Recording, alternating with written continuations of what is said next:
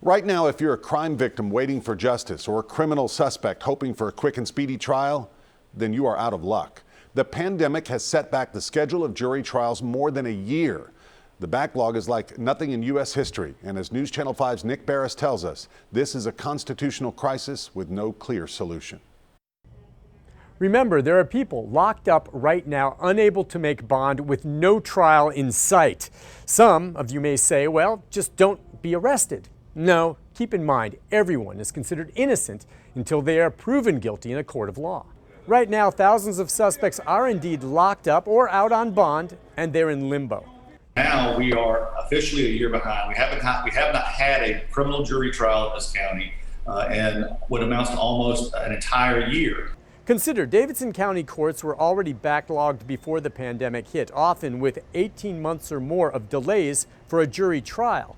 Now, News Channel 5 legal analyst Nick Leonardo says the wait may be up to 3 years from the time of arrest. I would say it's a constitutional crisis of immense proportions, the kind of which I've never seen in my lifetime.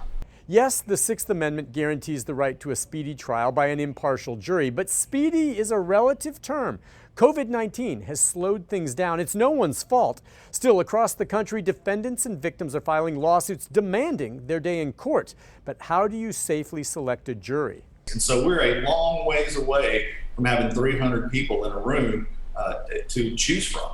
Some courts are looking at selection electronically over Zoom. But can you then hold an entire criminal trial over Zoom? The Supreme Court has said that, especially recently, that Zoom conferences like we're doing here does not satisfy the right of confrontation, or that is of the criminally accused to confront the witnesses against him. So until the pandemic improves, prosecutors and judges face the prospect of releasing some dangerous offenders without bond or even dropping their charges.